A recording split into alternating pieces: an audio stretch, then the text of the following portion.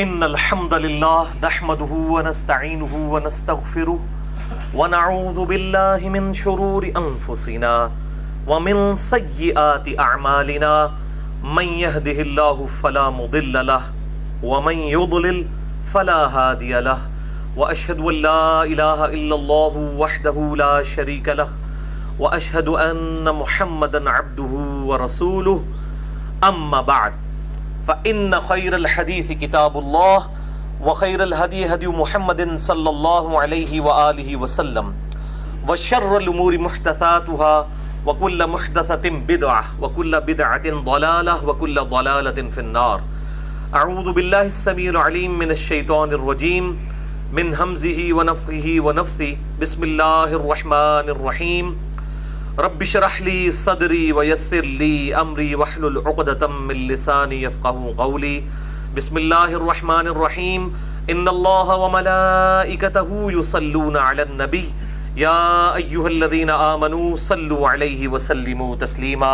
اللهم صل على محمد وعلى ال محمد كما صليت على ابراهيم وعلى ال ابراهيم انك حميد مجيد. اللهم بارك على محمد وعلى آل محمد كما باركت على إبراهيم وعلى آل إبراهيم إنك حميد مجيد. اللهم ربنا آتنا في الدنيا حسنة وفي الآخرة حسنة وقنا عذاب النار. ربنا آتنا من لدنك رحمة وهيئ لنا من أمرنا رشدا. لا إله إلا أنت سبحانك إني كنت من الظالمين. ولا حول ولا قوة الا باللہ العلی العظیم. آمین. الحمدللہ آج 23 اور 24 شعبان المعظم 1438 ہجری کی درمیانی رات 20 مئی 2017 اور ہفتے کا دن ہے. بھائیو، ہماری آج کی گفتگو رمضان مبارک 1438 ہجری کے کانٹیکسٹ میں پچھلی جو ہماری گفتگو تھی اسی کی کنٹینیوشن ہے، جو ہماری ویب سائٹ اہلسنتپاک.com پر تقریباً 80 منٹ کی گفتگو اپلوڈڈ ہے، اور اس کا عنوان تھا مسئلہ نمبر نیو 53A، رمضان مبارک کے صحیح فضائل قرآن حکیم اور 17 صحیح الاسناد احادیث کی روشنی میں. انشاءاللہ آج اسی گفتگو کو آگے لے کر چلیں گے، اور یہ نشست بھی مزید 2 نشستوں میں مکمل ہوگی. ایک آج مسئلہ نمبر 53B اور اگلی دفعہ انشاءاللہ مسئلہ نمبر 53C، جس میں کل ملا کے میں تقریباً 70 فقہی احکام و مسائل رمضان المبارک کے روزوں سے متعلق انشاءاللہ کور کروں گا. آج کی گفتگو ہوگی مسئلہ نمبر نیو 53B، رمضان المبارک کے صحیح فقہی احکام و مسائل، اور اسی عنوان سے مسئلہ نمبر 53C، اسی کا پارٹ 2 انشاءاللہ اگلی دفعہ ہوگا. آج کے درس میں انشاءاللہ جتنی آیات اور احادیث آئیں گی میں انشاءاللہ ان کے مکمل ریفرنسز دوں گا، اور خصوصاً جو کریٹیکل احادیث ہیں ان کے نمبرز علماء حرمین بیروت اور دارالاسلام کی انٹرنیشنل نمبر کے مطابق دوں گا، جس کے مطابق پوری دنیا میں عربی کتب شائع ہوتی ہیں.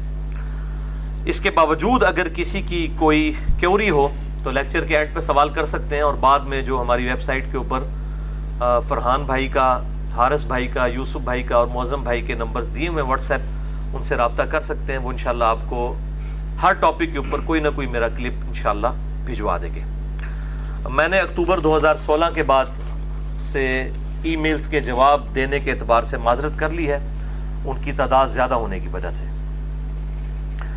بھائیو، انشاءاللہ ہماری یہ جو 2 نشستوں میں گفتگو ریکارڈ ہونے جا رہی ہے، یہ رمضان مبارک کے فقہی احکام و مسائل کے اعتبار سے ایک انشاءاللہ ویڈیو بک بنے گی انشاءاللہ.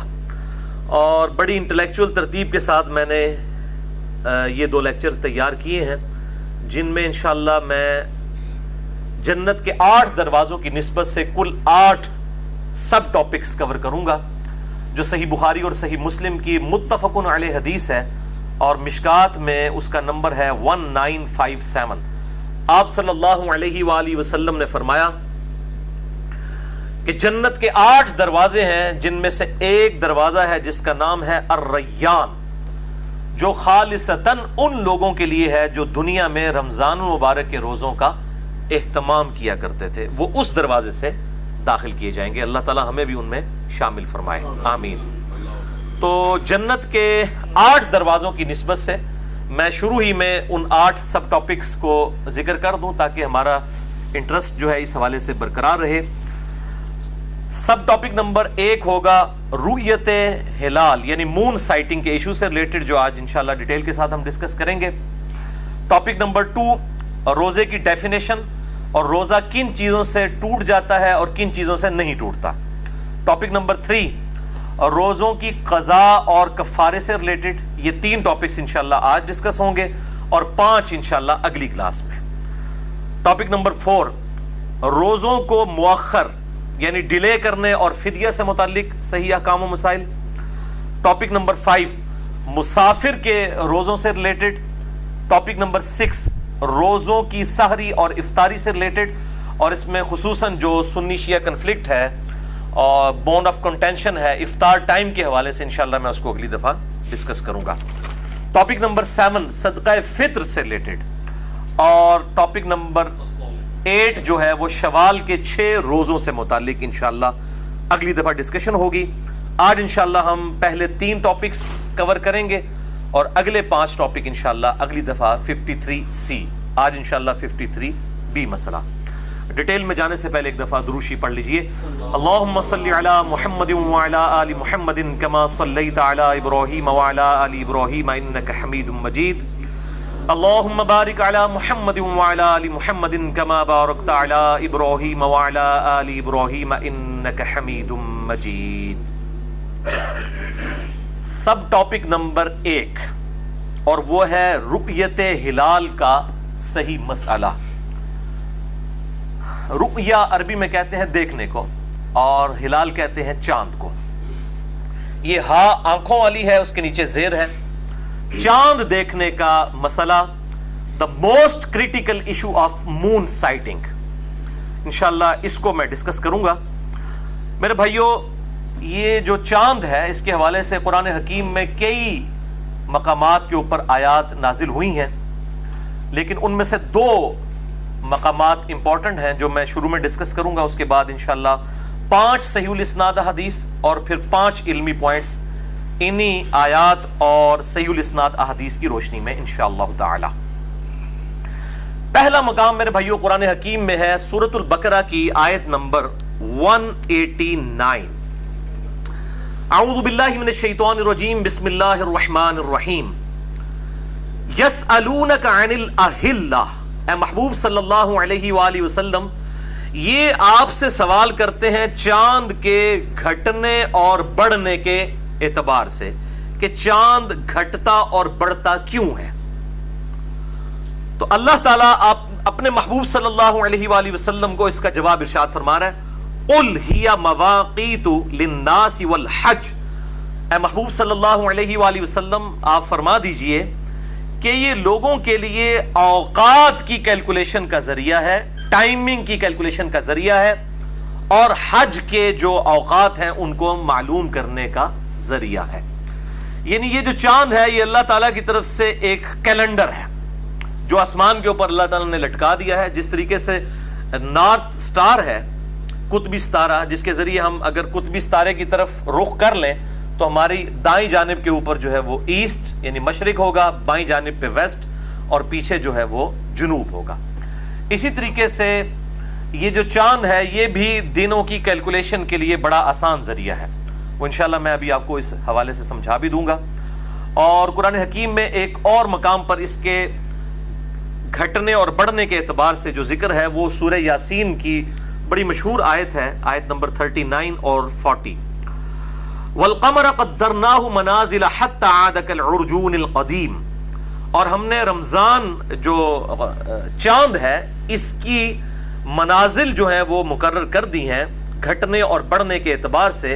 حَتَّى عَادَ كَالْعُرْجُونِ الْقَدِيمِ, یہاں تک کہ یہ کھجور کی جو خشک ٹہنی ہے اس کی طرح بالکل باریک ہو جاتا ہے.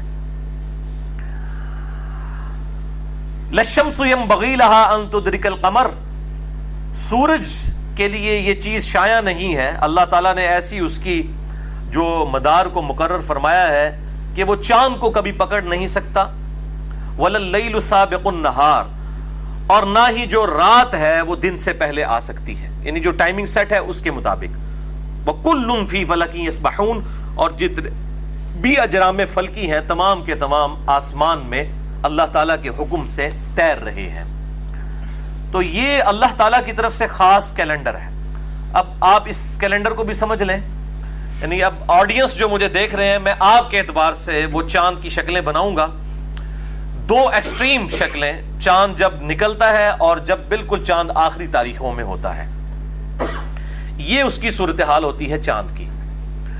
یہ جو آپ کے دائیں جانب ہے، یہ چاند جب نکلتا ہے تو اس شکل میں نظر آتا ہے، جس کا پیٹ جو ہے وہ رائٹ سائڈ کے اوپر ہوتا ہے، تو آپ کو یوں چاند نظر آئے گا، اور بالکل باریک، اور پھر آہستہ آہستہ یہ بڑھنا شروع ہوگا، یہ سینٹر تک پہنچے گا 7ویں تاریخ کو، پھر جب 14 تاریخ ہوگی یہ تو پورا گول ہو جائے گا، اور پھر اس طرف سے گول کم ہونا شروع ہوگا، پھر یہ 21 تاریخ کو اس کا ہاف بنے گا سیمی سرکل، اور اینڈ پہ یہ چاند جو ہے وہ یہاں پر باریک بالکل اینڈ پہ جا کر ہو جائے گا، جس طریقے سے پاکستان کے جھنڈے پہ ہے۔ اب یہ پاکستان کے جھنڈے کے اوپر جو چاند بنانے والوں نے اس وقت غور و فکر نہیں کیا کہ وہ چاند انہوں نے آخری تاریخ کا بنا دیا، اس لیے آپ دیکھیں کہ وہ جماعت اسلامی والوں نے جب اپنا جھنڈا بنایا تو انہوں نے ایسے چاند نہیں شو کیا ہوا، وہ ایسے کیا ہوا ہے، تو وہ بیسیکلی کاش ایسا ہی ہوتا ہمارے جھنڈے کے ساتھ بھی، کہ وہ پہلی کا چاند بنایا جاتا، یعنی ایک نیا ملک طلوع ہو رہا تھا۔ بہرحال ایک غلطی ہوئی،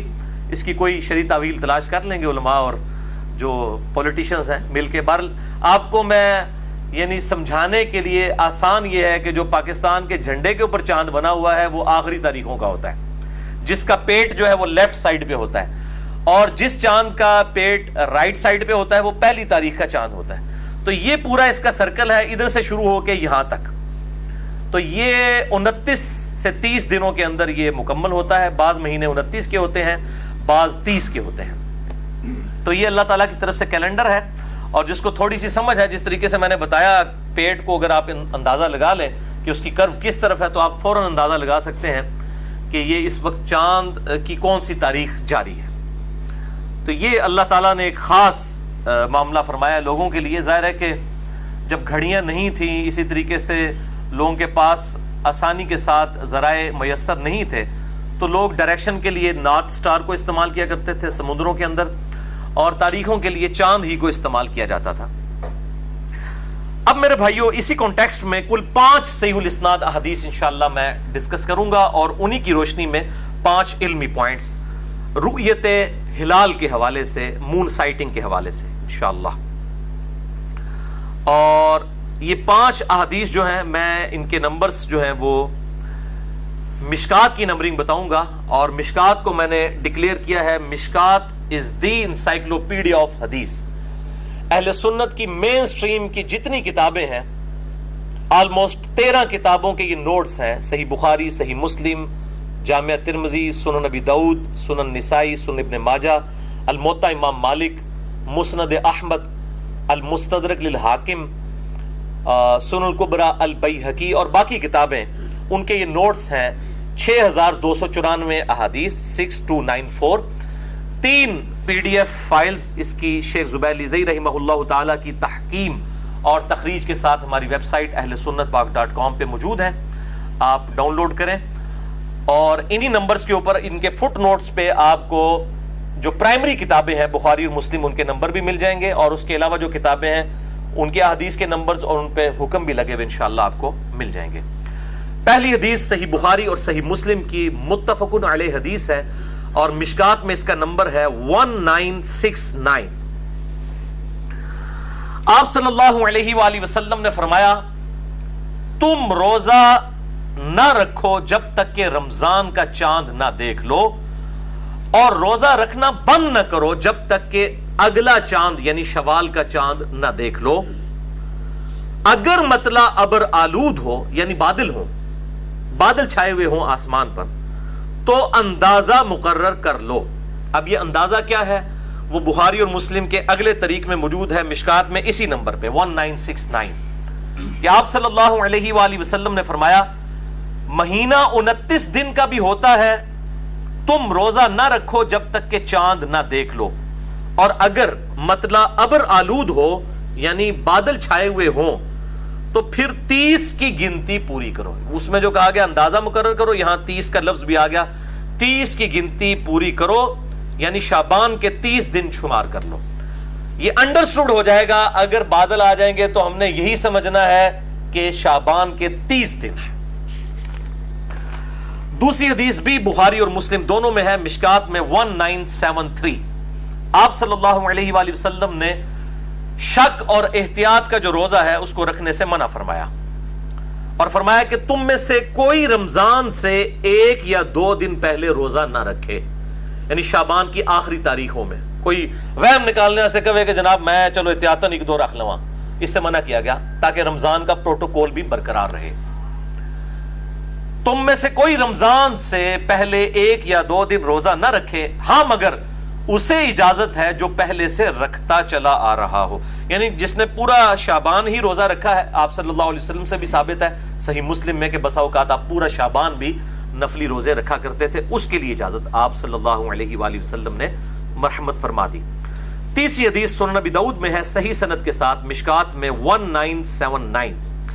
سیدنا ابن عمر رضی اللہ تعالیٰ عنہ کہتے ہیں کہ لوگ چاند دیکھنے کے لیے جمع ہوئے تو میں نے آ کر آپ صلی اللہ علیہ وآلہ وسلم کو خبر دی کہ میں نے رمضان مبارک کا چاند دیکھ لیا ہے، تو آپ صلی اللہ علیہ وآلہ وسلم نے مجھ اکیلے کی گواہی پر خود بھی روزہ رکھا اور باقی لوگوں کو بھی روزہ رکھنے کا حکم ارشاد فرمایا۔ یعنی چاند دیکھنے کے لیے کسی ایک سچے مسلمان کی گواہی کافی ہے، بشرطے کہ وہ سچا ہو، جھوٹ نہ بول رہا ہو، کوئی پالیٹکس نہ کر رہا ہو چاند نکالنے کے لیے، جس طرح عموماً ہمارے علاقوں میں ہوتا ہے، سچا انسان ہو تو وہ کافی ہے۔ چوتھی حدیث صحیح مسلم سے ہے اور مشکات میں اس کا نمبر ہے 1981۔ ابو البختری تابعی کا بیان ہے کہ ہم عمرہ کے لیے روانہ ہوئے اور راستے میں ایک جگہ پڑاؤ کیا اور پھر چاند دیکھنے کے لیے اکٹھے ہو گئے، یعنی رمضان مبارک کا مہینہ شروع ہونے والا تھا۔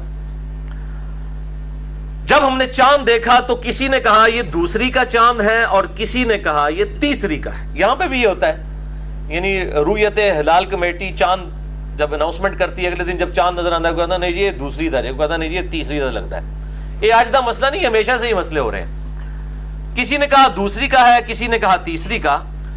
پھر ہم نے ایک شخص کو سیدنا عبداللہ ابن عباس رضی اللہ تعالیٰ عنہ کے پاس بھیجا تو انہوں نے فرمایا کہ آپ صلی اللہ علیہ وآلہ وسلم نے رمضان کی ابتدا کی مدت چاند کی رؤیت یعنی چاند کو دیکھنا مقرر کیا ہے۔ 29 کے کیس میں تو ظاہر چاند دیکھا جائے گا، جب 30 شعبان کے آپ نے پورے کر لیے تو اب چاند دیکھنے کی ضرورت نہیں ہے، ظاہر 30 سے زیادہ تو مہینہ ہوتا ہی نہیں شعبان کا کہ کوئی بھی اور مہینہ چاند کا۔ اس کی رؤیت یعنی دیکھنے کو مقرر کیا ہے، وہ اس وقت شروع ہوگا جس وقت تم چاند دیکھو گے، اور اگر مطلع ابر آلود ہو تو شعبان کی گنتی پوری کرو اور اس کے 30 دن شمار کر لو۔ اور ایک اور طریق میں صحیح مسلم کے آتا ہے کہ آپ صلی اللہ علیہ وآلہ وسلم نے اسی حدیث کے کانٹیکسٹ میں ابن عباس کہتے ہیں فرمایا کہ بسا اوقات اللہ تعالیٰ بھی چاند کو ذرا بڑا کر کے دکھا دیتا ہے لوگوں کی رؤیت کی آسانی کے لیے، لہٰذا اس وہم میں نہ پڑو کہ یہ دوسری کا ہے یا تیسری کا ہے۔ جب چاند نظر آ جائے تو اس کے مطابق روزوں کی ابتدا کر لو۔ تو یہ بہت کریٹیکل حدیث ہے۔ اب 5ویں حدیث بھی صحیح مسلم سے ہے لیکن یہ مشکات میں موجود نہیں ہے، یہ بہت کنکلوڈنگ حدیث ہے۔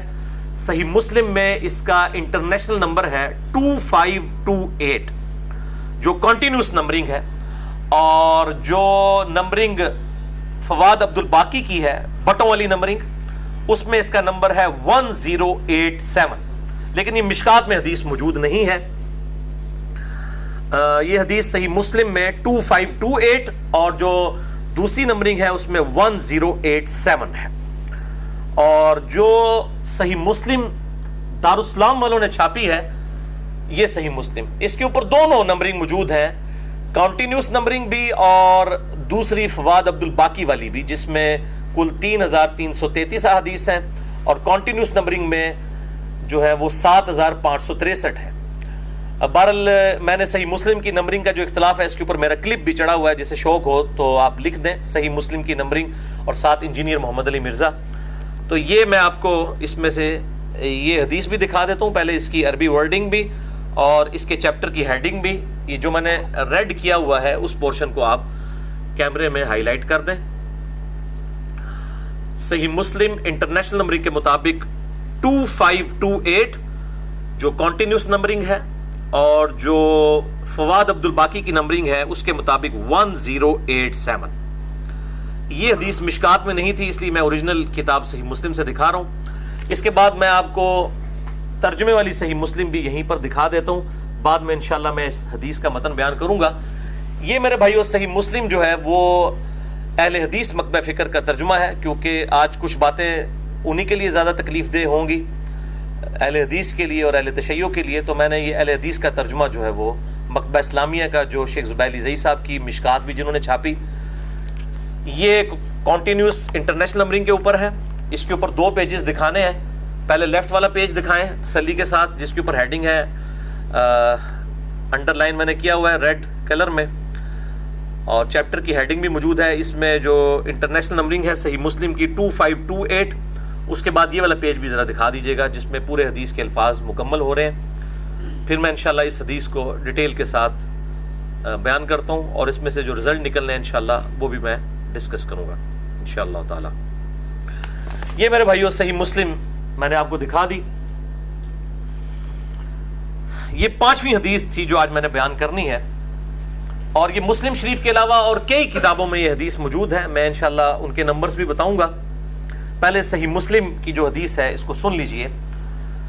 قریب تابعی کہتے ہیں کہ میں کسی کام سے حضرت معاویہ ابن ابی سفیان رضی اللہ تعالیٰ عنہ کو ملنے کے لیے ملک شام گیا. یہ ان کی ملوکیت کا زمانہ تھا، تو وہ شام گئے. تو کہتے ہیں کہ شام میں نے رمضان کا چاند جمعہ کی رات کو دیکھا. جمعہ کی رات سے مراد ہے جمعرات اور جمعے کی درمیانی رات. اس میں نے چاند دیکھا. پھر میں مدینہ واپس آیا تو عبداللہ ابن عباس رضی اللہ تعالیٰ عنہ نے پوچھا کہ تم نے چاند کب دیکھا شام میں؟ اتنی دور گئے ہوئے تھے، 40 دن کی مسافت تھی، تقریباً آپ سمجھ لیں 1000 کلومیٹر کے قریب. تو میں نے عرض کیا کہ ہم نے تو جمعہ کی رات میں چاند دیکھا، یعنی جمعرات اور جمعے کی درمیانی رات. تو ابن عباس نے کہا کہ واقعی کیا تم نے چاند دیکھا تھا؟ انہوں نے کہا بالکل دیکھا، جمعرات اور جمعے کی درمیانی رات یعنی جمعے کی رات میں دیکھا. تو ابن عباس نے فرمایا ہم نے تو ہفتے کی رات چاند دیکھا مدینہ شریف میں. ٹھیک ہے، یعنی شام میں چاند سعودیہ سے بھی پہلے نظر آ گیا. یہ اب جو سعودیہ کی رٹ لگائی ہوئی ہے، ان سے ذرا پوچھیں کہ اگر افریقہ میں اور شام میں سعودیہ سے پہلے چاند نکل آئے تو پھر آپ کو یہ خلافت اور گلوبل مون سائٹنگ ہضم ہو جائے گی؟ پھر یہ کہتے ہیں جی دنیا میں کہیں بھی چاند نظر آ جائے تو پوری دنیا میں کر لینا چاہیے، اور کہیں سے مراد صرف سعودیہ پہ آگے سوئی اٹک جاتی ہے ان کی، یا اہل تشیع کی ایران کے اوپر آگے سوئی اٹک جاتی ہے. بھائی سعودیہ سے بھی پہلے صحیح مسلم کی حدیث ہے 2528 شام میں چاند نظر آیا تھا حضرت معاویہ رضی اللہ تعالیٰ عنہ کے دور ملوکیت کے اندر. تو ابھی یہی ہونا چاہیے، پھر یہ رٹ نہیں لگانی چاہیے کہ سعودیہ کے مطابق کریں، یہ رٹ لگائیں کہ افریقہ اور شام کے مطابق کریں، کیونکہ وہاں تو پہلے نظر آئے گا نا، وہ تو مزید مغرب میں ہے. ہم تو GMT+5 ہیں اور سعودیہ جو ہے وہ GMT+3 ہے. پھر اس طریقے سے وہ اس طرف جائیں گے تو اس میں پہلے چاند نظر آئے گا، لیکن یہ فوراً پھر وہ جو ہے نا وہ آئمہ شاہ شروع کر دیں گے. یہ میں نے الزامی اور پھکی والا جواب دیا، اینٹی وینم. تو حضرت ابن عباس کہتے ہیں کہ ہم نے تو مدینہ شریف میں ہفتے کی رات کو چاند دیکھا ہے، یعنی جمعے اور ہفتے کی درمیانی رات. تو ہم تو پورے 30 ہی روزے رکھیں گے. یعنی انہوں نے کہا کہ حضرت معاویہ کے علاقے میں شام میں مدینہ شریف سے بھی ایک دن پہلے چاند نظر آیا، تو ہم نے ان کی گنتی نہیں پوری کرنی کہ جی ان کی گنتی میں جب 30 پورے ہوں گے تو ہمارے تو اس وقت 29 ہوئے ہوں گے. ٹھیک ہے جی، کیونکہ انہوں نے تو پہلے شروع کر لیا ہے. تو ہم تو اپنے 30 پورے کریں گے، یا پھر ہم چاند دیکھ لیں، ہم چاند دیکھیں گے اس کے مطابق کریں گے. تو اس شخص نے پوچھا کہ پھر حضرت معاویہ کا دیکھنا اور ان کا روزہ اس کی کیا حیثیت ہے؟ امیر المومنین ہے، حکمران ہے وقت کے، ان کے روزے خراب ہو گیا. تو حضرت ابن عباس نے فرمایا ہم معاویہ کو نہیں دیکھیں گے، بلکہ نبی صلی اللہ علیہ وآلہ وسلم نے ہمیں یہی حکم دیا تھا کہ دوسروں کا دیکھنا، کیا حکم دیا تھا کہ دوسروں کا دیکھنا ہمیں کفایت نہیں کرتا. تو یہ ابن عباس کا ذاتی فتویٰ نہیں تھا، یہ حدیث مرفوع ہے. بعض جو اب سعودی عرب کی وہ ریال وغیرہ کی وجہ سے امپریس ہوئے میں نا، تو وہ کہتے ہیں نہیں جی وہ تو ابن عباس کی ذاتی رائے ہے، ہمارے لیے کوئی ماننا ضروری نہیں ہے. اللہ کے بندے حدیث پڑھو، یہ ابن عباس نبی صلی اللہ علیہ وآلہ وسلم کی طرف اسے مرفوع کر رہے ہیں، اور اس کے میں نے عربی ورڈنگ بھی آپ کو پڑھ کے سنا دی. آپ صلی اللہ علیہ وآلہ وسلم کی طرف انہوں نے اسے مرفوع کیا ہے کہ آپ نے حکم دیا ہے کہ دوسروں کا دیکھنا ہمارے لیے کفایت نہیں کرتا. شام والوں کا جو دیکھنا ہے چاند وہ مدینہ والوں کے لیے کفایت نہیں کرے گا، اگرچہ شام میں پہلے نظر آ گیا تھا. اب یہ جو حدیث ہے یہ اپنے مفہوم کے اعتبار سے بالکل واضح ہے، اور اس میں سے رزلٹ نکالنا کوئی راکٹ سائنس نہیں ہے. لیکن پھر بھی میں چیز عرض کر دوں کہ اس حدیث کے اوپر یہ حدیث 5 محدثین نے اہل سنت کے کم از کم یہ حدیث لی ہے. صحیح مسلم میں تو آئی، اس کے علاوہ اور کتابوں میں، اور 5 کے 5 محدثین نے اس کے اوپر ایک ہی طرح کا باب باندھا ہے، اور باب کی ہیڈنگ یہ باندھی ہے کہ دوسرے علاقوں کا دیکھا ہوا چاند اپنے علاقے کے لیے معتبر نہیں ہے، ہر علاقے کے لوگ اپنا چاند خود دیکھیں گے. مسلم شریف کی میں ورڈنگ تو آپ کو عربی والی دکھا چکا، اور امام ترمذی رحمہ اللہ تعالی نے یہی حدیث مسلم شریف کی 2528 جو ہے جامعہ ترمذی میں انٹرنیشنل نمبرنگ کے مطابق 693 نمبر لی ہے. یہ ہے جامعہ ترمذی دارالاسلام کی عربی والی انٹرنیشنل نمبرنگ کے اوپر 693 نمبر ہے اس جامعہ ترمذی کا. میں آپ کو کھول کے بتاتا ہوں اور اس کے اوپر چیپٹر کی ہیڈنگ بھی بتاتا ہوں. یہ سب سے پہلے تو یہ والی دکھائیں، چیپٹر کی ہیڈنگ اس میں نظر آ رہی ہے رائٹ والے پیج کے اوپر جو آپ کے رائٹ پہ ہے، اور اس کے بعد آپ کی جو لیفٹ کے اوپر پیج ہے اس پیج کو بھی کور کریں. اس کے اوپر پوری وہ حدیث ریپیٹ ہوئی ہے جو صحیح مسلم کے اندر ہے 2528 جامعہ ترمذی میں 693 انٹرنیشنل نمبرنگ کے مطابق. اور امام ترمذی رحمہ اللہ یہ ہے سلف کا منہج، سلف کا فہم. اب سلف کا فہم سب کو بھول چکا ہے. کسی کو ایران سے فنڈنگ ہوتی ہے تو وہ سلف کا فہم بھول چکا ہے، کسی کو سعودیہ سے فنڈنگ ہوتی ہے تو وہ سلف کا فہم بھول گئے ہیں. اب وہ کہتے ہیں سعودیہ کے مطابق کرے. تو میں نے تو آج بہت بڑی پھکی دے دی ہے کہ صحیح مسلم 2528 نمبر پہ سعودی عرب سے بھی ایک دن پہلے شام میں چاند نظر آ گیا تھا حضرت معاویہ کے دور ملوکیت کے اندر. تو اب یہ سعودیہ کی رٹ نہیں لگانی چاہیے، بلکہ کہنا چاہیے افریقہ اور شام کے علاقوں میں جب چاند نظر آئے اس کے مطابق پوری دنیا کو روزے رکھنے چاہیے، اگر آپ کی ڈاکٹرائن ہم مان لیں تو. تو یہ میرے بھائیو جامعہ ترمذی میں اس کے اوپر باب کیا باندھا امام ترمذی نے؟ باب ما جاء لکل اہل بلد رؤیتہم، اس چیز کا باب کہ ہر علاقے کے رہنے والے لوگوں نے اپنی رویت کے مطابق چاند کو دیکھنا ہے اور روزوں کو رکھنا ہے. تو امام ترمذی نمبر 1 ہے جنہوں نے اس کے اوپر باب باندھا ہمارے سلف میں سے 693 نمبر حدیث کے اوپر. دوسرے ہیں امام بخاری کے شاگرد امام ابن خزیمہ جن کی صحیح ابن خزیمہ ہے، انہوں نے انٹرنیشنل نمبرنگ کے مطابق 1916 حدیث کے اوپر یہی باب باندھا. تیسرے امام ہے امام طحاوی المتوفا 321 ہجری جن کو حنفی بھی اپنا امام مانتے ہیں، انہوں نے شرح مشکل الآثار میں 481 نمبر حدیث کے اوپر یہی باب باندھا اور سیم نتیجہ نکالا. چوتھے امام ابن عبد البر جو سمجھ لیں شام میں اہل سنت کے بہت بڑے امام گزرے ہیں 5ویں صدی ہجری کے اندر، انہوں نے 592 نمبر حدیث لی ہے 592 اپنی کتاب الاستذکار میں، اور اس میں انہوں نے لکھا ہے کہ اس بات پر اجماع ہے، امام ابن عبد البر لکھتے ہیں اس بات پر اجماع ہے کہ اندلس جو اسپین ہے اس کی رویت کا اعتبار خراسان یعنی افغانستان ایران اس پٹی میں نہیں ہوگا، اس پہ اجماع ہے. اب جو اجماع کو چیلنج کر رہا ہے آج کے دور کے اندر تو وہ پھر اپنے آپ کو سلفی نہ کہے، وہ سلف کے فہم سے ہٹ چکا ہے. یہ امام ابن عبد البر کا فتویٰ ہے کہ اس زمانے تک اجماع تھا مسلمانوں کا 5ویں صدی تک کہ جو اندلس اسپین کے اندر ہے ادھر کوئی چاند دیکھ لیتا ہے اس کی رویت کا اعتبار خراسان میں نہیں، کیونکہ خراسان میں تو بعد میں چاند نظر آئے گا، اس طرف سے نظر آنا شروع ہوتا ہے نا. اسپین تو اس سے بھی آگے، سعودیہ سے بھی آگے ہے اوپر کر کے یورپ کی طرف، تو اس کی رویت کا اعتبار نہیں ہوگا۔ اور پانچویں امام ہے امام نووی، 7ویں صدی ہجری کے اندر، المتوفا 676 ہجری۔ ان کے باب کی ہیڈنگ تو میں نے آپ کو صحیح مسلم کے باب چونکہ انہوں نے باندھے ہیں وہ میں نے آپ کو شروع میں دکھا دی، انہوں نے بھی یہی ہیڈنگ باندھی ہے کہ ہر علاقے کی اپنی رؤیت کا اعتبار ہوگا۔ تو یہ سلف کا فہم بھی میں نے بیان کر دیا۔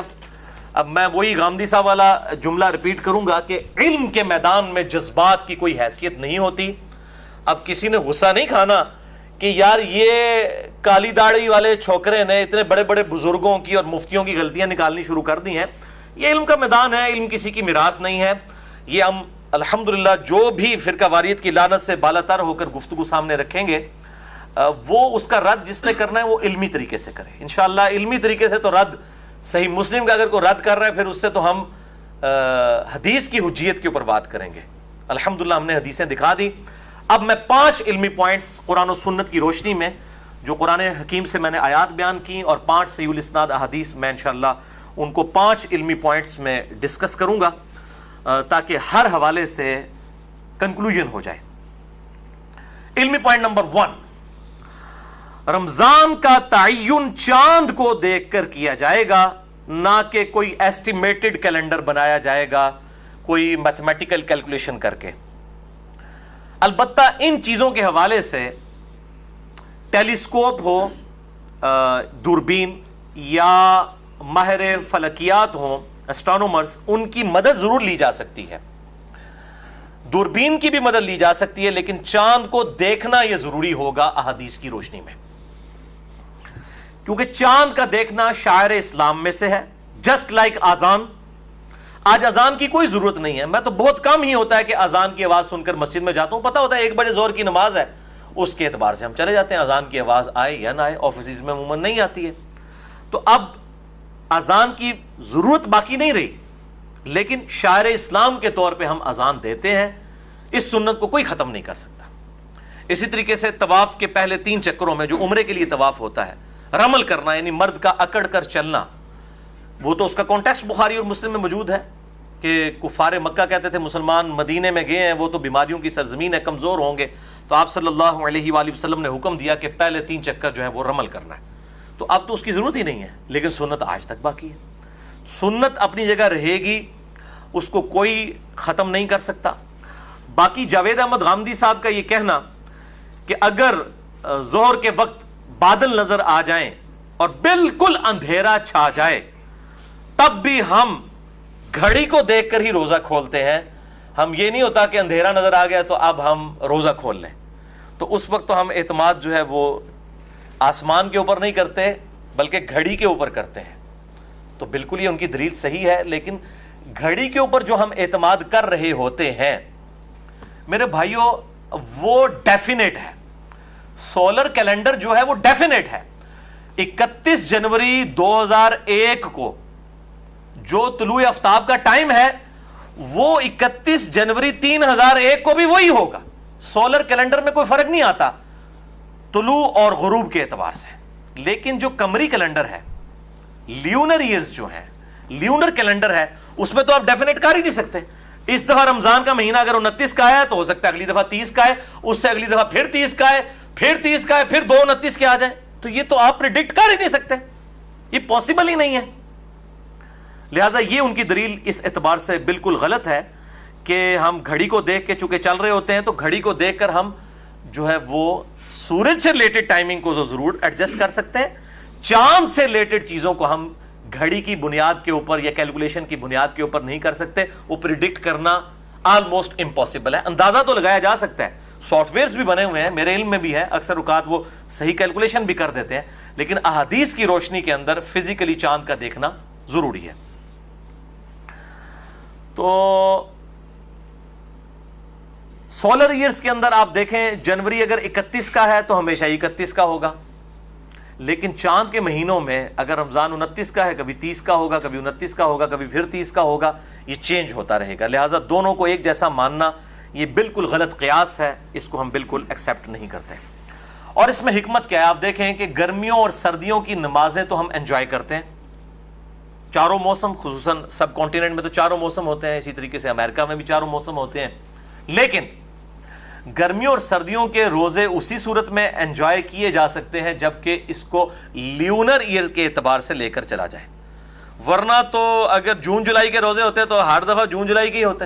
تو یہ اللہ تعالیٰ نے جو چاند کا سال 255 دن کا 255 ڈیز اور سورج کا جو سال ہے سولر ایئر جو ہے وہ 265 کا رکھ کے یہ 10 دن کے فرق سے یہ رمضان شریف جو ہے سولر کے جو 265 دن اور چاند کے 255 دن، یہ جو 10 دن کا فرق ہے 355 اور 365 دن، یہ جو 10 دن کا فرق ہے، اس کی وجہ سے وہ ہمارے جو روزے ہیں وہ آہستہ آہستہ ٹریول کر کے سردیوں میں آ جاتے ہیں، پھر آہستہ آہستہ ٹریول کر کے گرمیوں میں آ جاتے ہیں، اور پورے سال کے اندر یہ روٹیٹ کرتے رہتے ہیں 355 دن اور 365 دن کی وجہ سے.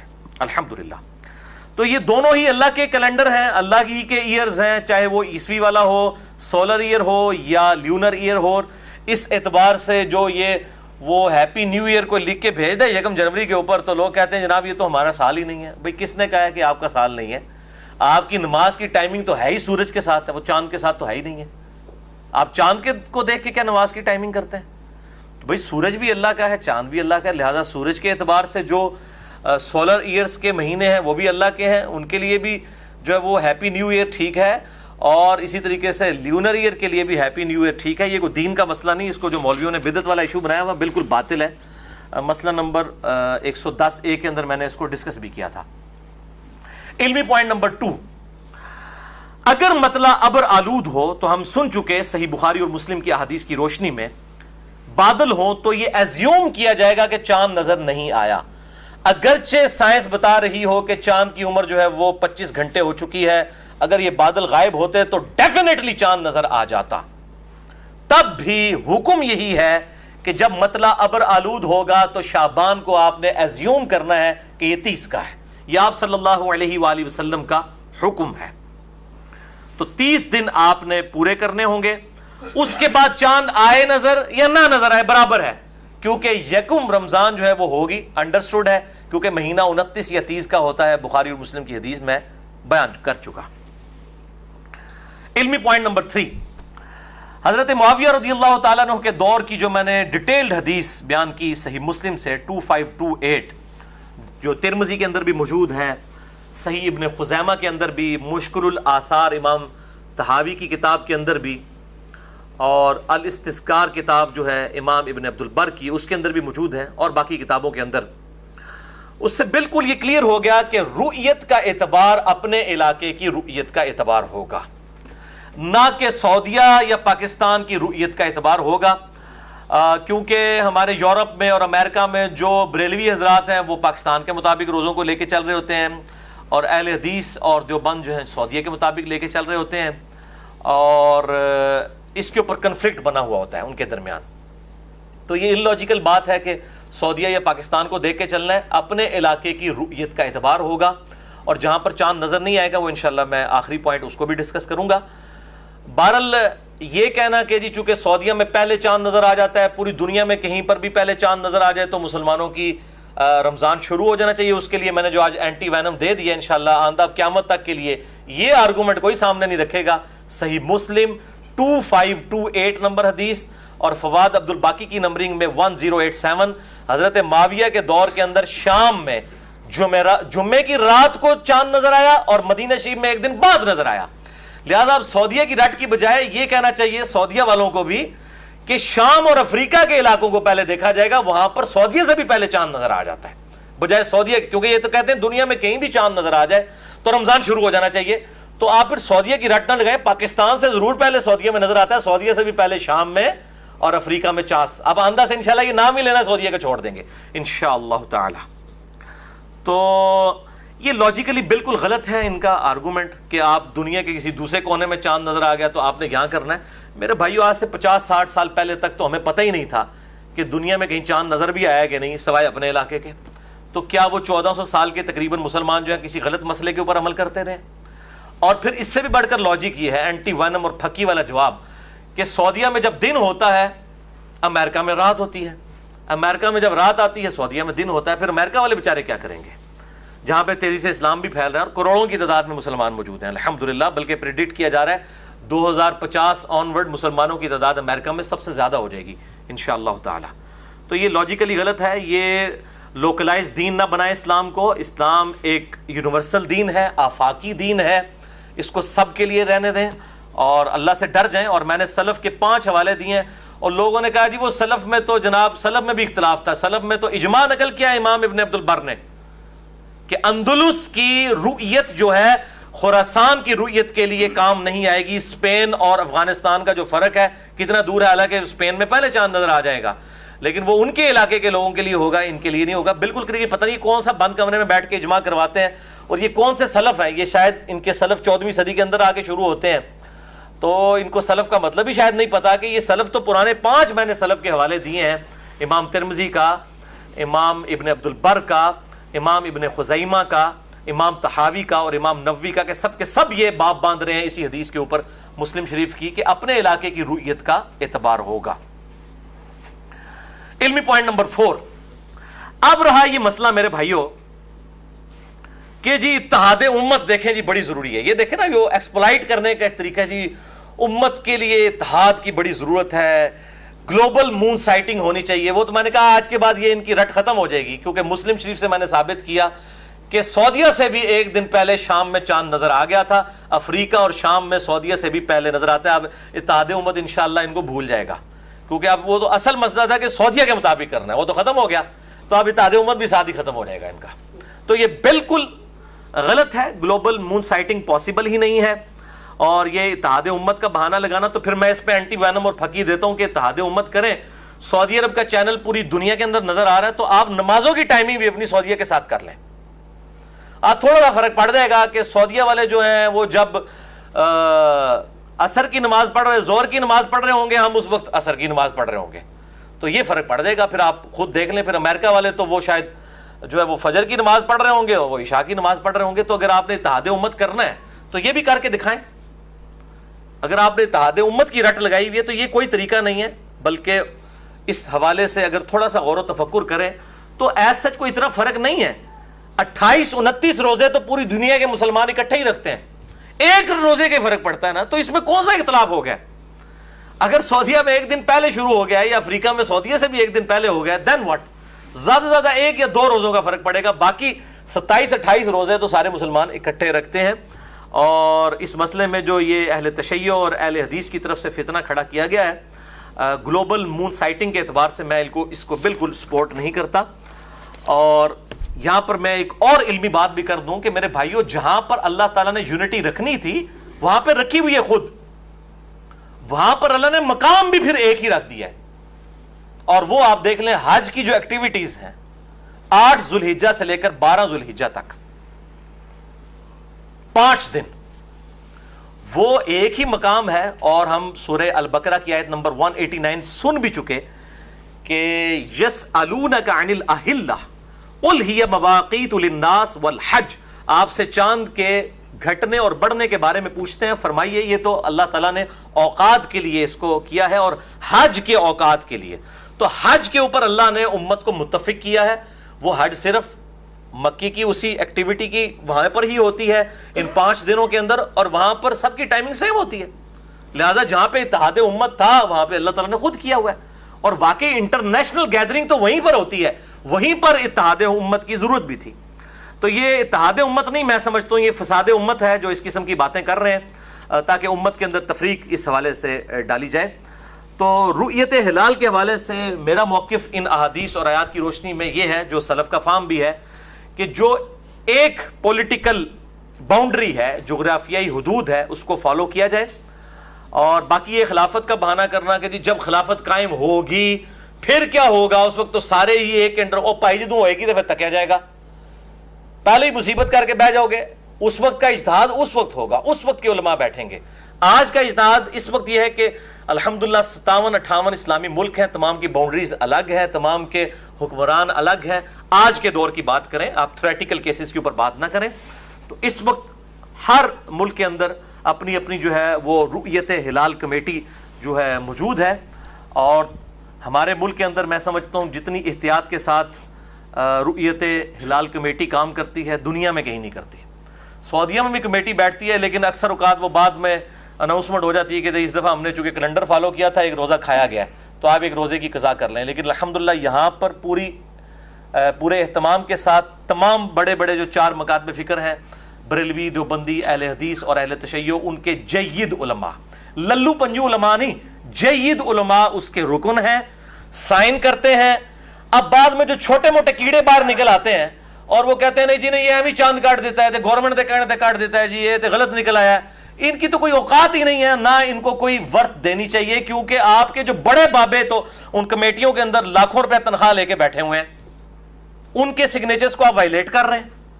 وہ تو باہر نکل کے نہیں کہتے کہ جی ہم نہیں مانتے، وہ تو سائن کر کے اٹھتے ہیں اور کوئی گن پوائنٹ پہ بھی نہیں ہوتے، پبلکلی یہ چیزیں ہوتی ہیں. تو یہ بالکل غلط ہے. اور اس طرح کے جو مجرم علماء ہیں، جن کو میں علماء کرائم کہتا ہوں، علماء کرام نہیں، ایک ہے علماء کرام جن کو میں کہتا ہوں علماء پرائم، عزت والے علماء، ان کی بدنامی کا باعث بھی یہ علماء کرائم، یہ مجرم علماء بنے ہوئے ہیں. اور یہ ریٹ آف دی گورنمنٹ کو چیلنج کرتے ہیں، ملک کے اندر 2-2 3-3 عیدیں اور یہ رمضان کرواتے ہیں، اور پھر الٹا میسیجز فارورڈ کرتے ہیں جی اعتکاف احتیاطاً ایک دن پہلے ہی بیٹھ جائیں کیونکہ اس دفعہ چاند نہیں غلط نظر آیا تو صحیح نہیں نظر آیا، تو یہ نہیں ہوا تو وہ نہیں ہوا. ایسے علماء کو جو ہے وہ رمضان مبارک سے 2 دن پہلے ہی قید کر دینا چاہیے، جس طرح اللہ تعالیٰ رمضان کا چاند نکلتے ہی سرکش شیاطین کو جکڑ دیتا ہے. بخاری و مسلم میں آتا ہے ان جو سرکش شیاطین کو من الجنت والناس، جو جنوں میں سے بھی ہیں اور انسانوں میں سے بھی ہیں، ان علماء کو جکڑ دیا جائے. ریٹ آف دی گورنمنٹ کو جو چیلنج کر رہے ہیں، یا ان کو آپ پیسے دے کے تو عمرے پہ بھیج دیں، جس طرح پچھلے سال ہوا تھا، پیسے دے کے عمرے پہ بھیج دیا، پچھلی دفعہ سب نے اکٹھا کیا. اور ان کی آپ منافقت دیکھیں، یہ سارا جھگڑا چھوٹی عید کے اوپر کرتے ہیں. کبھی آپ نے دیکھا کہ بڑی عید کا جھگڑا ہوا ہو؟ کبھی سنا؟ اس کا مطلب ہے یہ کوئی اپنی پولیٹیکل گینز کر رہے ہوتے ہیں. بھائی اگر چاند کا فرق آتا ہے، رؤیت ہلال کمیٹی کو ہمیشہ رمضان کے اندر ہی غلطی لگتی ہے، کیا ذوالحجہ کا جب چاند دیکھا جاتا ہے اس میں کوئی غلطی نہیں لگتی؟ محرم کے چاند کے اوپر کوئی غلطی نہیں لگتی ہے؟ وہاں پہ آپ دیکھیں گے ہمیشہ کٹھی عید ہو رہی ہوتی ہے. بڑی یہ چھوٹی عید کے اندر مسئلہ کھڑے ہو سکتا ہے میرا لیکچر سن کے وڈی سے بھی کرنا شروع کر دیں، میرے گاٹے نہ فٹ کریو. ویسے میں ان کو بتا رہا ہوں. اور پھر آپ دیکھیں یہ جو ایک خاص علاقہ ہے ہمارا، یہ جو کے پی ہے، خیبر پختونخوا، جس کے اندر یہ فتنہ کھڑا ہوتا ہے، آپ پچھلی 25-30 سال کی ہسٹری نکال لیں، آپ کو ہمیشہ 29 روزے ملیں گے. یہ کون سا چاند ہے جو ہمیشہ 29 کا ہوتا ہے؟ 30 آپ کو کبھی نہیں ملیں گے، ہمیشہ 29. چاند نکالنے کی بھی جلدی رمضان کا، اور رمضان کے ختم کرنے کی بھی جلدی. آپ بالکل ہسٹوریکل ڈیٹا اکٹھا کر لیں. یہ تو مجھے خود ایک اس علاقے کے بندے نے بتایا کہ جی میں نے تو اپنی ہوش کے اندر جو ہے کبھی 30 روزے نہیں دیکھے، اور واقعی بھی میں نے غور و تفکر کیا، واقعی 29 ہی ہوتے ہیں، 30 نہیں کبھی ہوئے، کیونکہ جلدی جو ہوتی ہے نکالنے کی تو فوراً نکال لیتے ہیں. تو یہ ساری پولیٹیکل گینز ہیں، اور میں اسی لیے ان علماء کے اوپر میں سمجھتا ہوں میرا دینی فریضہ ہے ان علماء کرائم کو ننگا کرنا، جو علماء پرائم عزت والے علماء کی بدنامی کا باعث بنے ہیں. اور میں پھر وہی بات کروں گا کہ سورۃ الاعراف کی آیت نمبر 175 اور 176 میں اللہ تعالیٰ نے ان کو کتے کی مثال بیان کیا ہے، علماء سو کو. المستدرک الحاکم میں انٹرنیشنل نمبر کے مطابق 3258 نمبر حدیث ہے کہ یہ بلعام بن بعورہ کے بارے میں نازل ہوئی آیت سورۃ الاعراف آیت نمبر 175-176، جس میں آتا ہے کہ وہ پستی میں گر گیا، وہ جو عالم تھا، جب وہ علماء سو میں شامل ہوا، اور وہ زبان ہانپتا رہتا ہے، کتا جس طرح سے زبان ہانپتا ہے، کوئی چیز ملے تب بھی ہانپے، نہ ملے تب بھی ہانپے، لالچ کی وجہ سے. علمی پوائنٹ نمبر 5، بھائیو جن علاقوں میں اور ملکوں میں چاند نظر نہیں آتا تو وہ اپنے سب سے قریبی علاقے کو فالو کریں ٹائم زون کے اعتبار سے، نہ کہ سعودیہ اور افریقہ اور پاکستان کی طرف دیکھیں. اب تو زیادہ تر لوگ ویسے افریقہ کی طرف دیکھیں گے. میڈ یہ شڑول چھوڑ دیتی ہے نا صحیح سند نال، صحیح مسلم شریف تو افریقہ اور شام کے اندر مدینہ سے بھی، مکہ سے بھی پہلے چاند نظر آ جاتا ہے. تو ان کو دیکھنے کی بجائے اپنے قریبی علاقوں کو دیکھیں. اور یہ جو ضد بنائی ہوئی ہے دیوبند اور اہل حدیث نے کہ ہم نے سعودیہ کو فالو کرنا ہے، اور وہ کہتے ہیں جی سعودیہ چونکہ پہلے نظر آ جاتا ہے تو ان کو تو اب سعودیہ کی بجائے شام اور افریقہ کو فالو کرنا چاہیے. رہے پاکستانی جو بریلوی ہیں وہ کہتے ہیں ہم نے پاکستان کو فالو کرنا ہے، تو وہ بھی عقل کے ناخن لیں، پاکستان کو، سعودیہ کو، افریقہ کو چھوڑیں، بلکہ جو آپ کے بالکل قریب ترین علاقہ ہے جو بھی پڑتا ہے آپ کو اس کے مطابق فالو کرنے کی کوشش کریں. باقی رہا قطبین کا مسئلہ جہاں پہ 6 مہینے کا دن اور 6 مہینے کی رات ہوتی ہے، اس کے والے سے صحیح مسلم میں حدیث موجود ہے انٹرنیشنل نمبر کے مطابق، صحیح مسلم میں 7373 اور مشکات میں 5475، جو میں نے دجال کے اوپر لیکچر دیا تھا مسئلہ 33 اس میں بھی بیان کی تھی کہ آپ صلی اللہ علیہ وآلہ وسلم نے فرمایا دجال جب دنیا میں آئے گا تو وہ 40 تک پھرے گا، 40 دن تک دنیا میں، جس میں سے پہلا دن جو ہے وہ سال کا ہوگا، دوسرا دن جو ہے وہ 1 مہینے کا ہوگا، تیسرا جو ہے وہ 1 ہفتے کا، اور پھر نارمل دن ہوں گے۔ تو صحابہ نے پوچھا ہم نمازوں کا کیا کریں گے؟ تو آپ نے فرمایا اسی اعتبار سے اندازہ مقرر کر لینا، یعنی گھڑیوں کے اعتبار سے۔ اور ابھی بھی آپ دیکھیں وہاں پہ گھڑیوں کے اعتبار سے ٹائمنگ سیٹ ہوتی ہے، اور دن کے وقت سورج بھی نظر آ رہا ہے، تو یہاں سے بھی جب پاکستانی فوجی گئے تو وہ عشاء کی نماز پڑھ رہے تھے اور سورج سامنے نظر آ رہا تھا۔ گھڑیوں کے اعتبار سے ٹائمنگ بنی ہوئی ہے، وہاں پہ گھڑیوں کو فالو کیا جائے گا۔ بہرحال یہ جتنے اجتہادی ایشو ہیں، چاہے وہ مون سائٹنگ ہو یا باقی، اس کے حوالے سے آپ اپنے دلائل ضرور سامنے رکھیں، لیکن کسی کے اوپر کفر کا فتویٰ نہ لگائیں، اس کو اسلام سے باہر نہ نکالیں، اور اس کو اجتہادی ایشو رہنے دیں۔ اور بخاری اور مسلم کی اس حدیث کو یاد کریں، انٹرنیشنل نمبر کے مطابق بخاری میں 4119 اور مسلم میں 4602۔ عبداللہ بن عمر کہتے ہیں غزوہ احزاب کے موقع پر جب بنو قریظہ نے بد عہدی کی اور حضرت جبرائیل کے ذریعے آپ صلی اللہ علیہ وسلم کو اللہ کا یہ حکم ملا کہ اب ان کو بد عہدی کی سزا دینی ہے، تو آپ صلی اللہ علیہ وآلہ وسلم نے فرمایا کہ عصر کی نماز کوئی نہیں پڑھے گا مگر بنو قریظہ کے قلعے کے پاس جا کر۔ تو صحابہ کرام وہاں سے روانہ ہوئے۔ اب وہ عصر کی نماز راستے میں اس کا ٹائم گزر گیا، غروب آفتاب کا وقت قریب تھا، تو بعض اصحاب نے راستے میں عصر کی نماز پڑھ لی، اور انہوں نے آپ صلی اللہ علیہ وآلہ وسلم کی تھیم کو فالو کیا کہ آپ کا مقصد تھا کہ جلدی پہنچ جانا، یہ نہیں تھا کہ نماز ہی چھوڑ دینی ہے۔ تو انہوں نے نماز پڑھ لی، دوسروں نے کہا نہیں ہم ظاہری الفاظ پہ عمل کریں گے، ہم وہاں جا کر نماز پڑھیں گے۔ وہاں جا کر انہوں نے نماز پڑھی، اور واپسی پر آپ صلی اللہ علیہ وسلم کے سامنے مقدمہ پیش کیا گیا کہ آپ بتائیں کہ یہ ٹھیک ہے یا وہ ٹھیک ہے۔ تو آپ صلی اللہ علیہ وسلم نے دونوں کے بارے میں کچھ بھی ارشاد نہیں فرمایا، دونوں ہی کو انڈورس فرمایا، کسی پر ناراضگی کا اظہار نہیں فرمایا، حالانکہ بالکل 180 ڈگری کام کیا تھا۔ ایک نے نماز قضا کر کے پڑھی، انہوں نے ظاہری الفاظ کے اوپر عمل کیا، اور دوسروں نے تھیم کو فالو کیا۔ ہم بھی الحمدللہ میں نے جو موقف اڈاپٹ کیا ہے مون سائٹنگ کے اوپر، اس میں ظاہری الفاظ تو من و عن موجود ہیں، اور ساتھ ہی ساتھ تھیم بھی ہے، اور لاجیکلی میں نے تمام چیزوں کے الحمدللہ جواب دے دیے ہیں الحمدللہ۔ اب میرے بھائیوں اگلے پوائنٹس ڈسکس کریں گے، لیکن ان کو ڈسکس کرنے سے پہلے ایک دفعہ دروشی پڑھ لیجیے۔ اللہم صلی علی محمد وعلی آل محمد کما صلیت علی ابراہیم وعلی آل ابراہیم انک حمید مجید۔ اللہم بارک علی محمد وعلی آل محمد کما بارکت علی ابراہیم وعلی آل ابراہیم انک حمید مجید۔ سب ٹاپک نمبر 2، روزے کی ڈیفینیشن، روزہ توڑنے والے کام اور کن کاموں سے روزہ نہیں ٹوٹے گا۔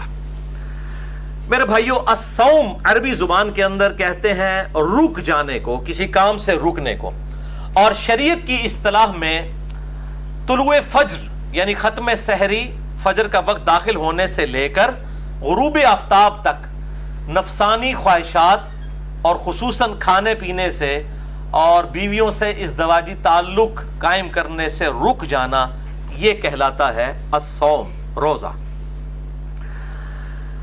اس حوالے سے ڈیٹیل ڈسکشن پچھلی دفعہ میں نے کی تھی، سورۃ البقرہ کا پورا رکوع نمبر 23 کور کیا تھا۔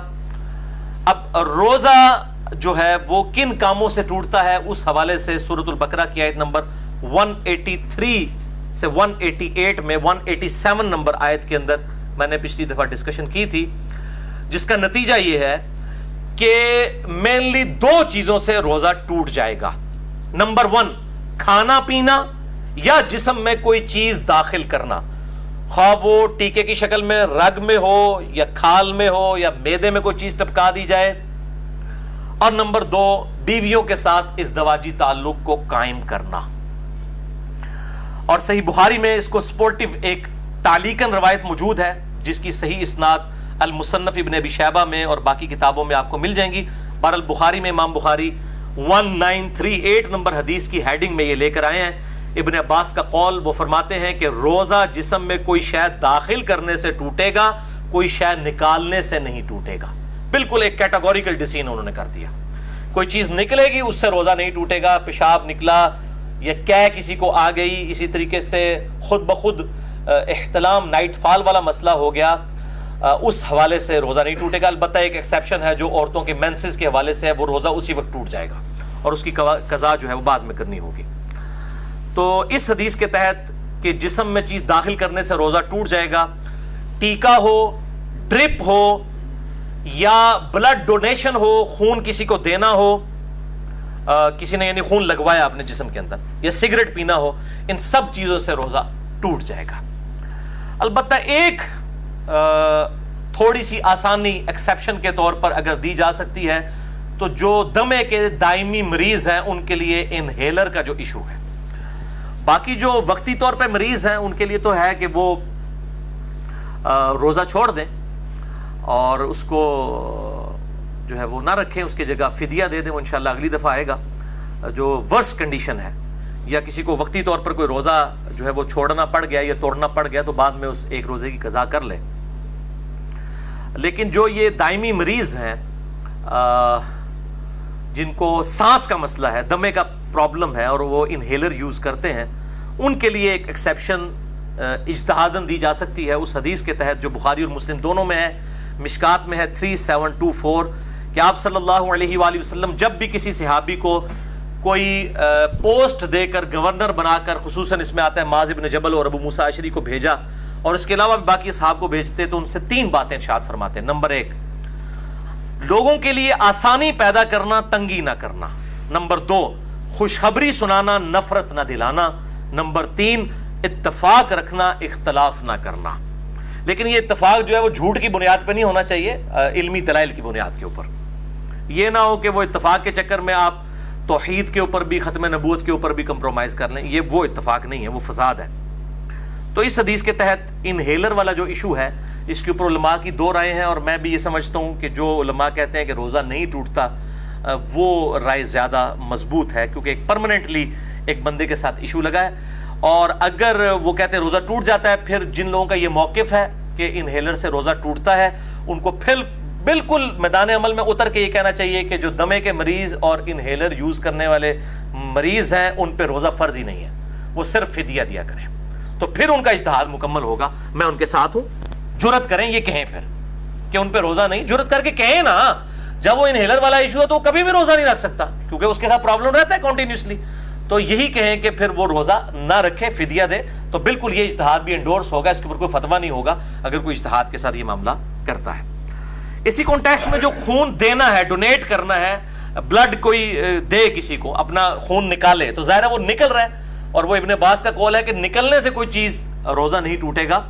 تو اس حوالے سے بخاری و مسلم کی ایک حدیث ہے مشکات میں 2002 کہ ابن عباس کہتے ہیں کہ نبی صلی اللہ علیہ وآلہ وسلم احرام کی حالت میں بھی اور روزے کی حالت میں بھی الحجامہ یعنی پچھنے لگوایا کرتے تھے، جسے ہم کپنگ کہتے ہیں، یہ طریقہ علاج ہے جس میں خون نکالا جاتا ہے۔ تو روزے کی حالت میں آپ صلی اللہ علیہ وآلہ وسلم خون نکلوا لیا کرتے تھے، تو بلڈ ڈونیشن بھی اسی کے اندر آئے گی، اگر خون نکال لیا جائے جسم سے تو روزہ نہیں ٹوٹے گا۔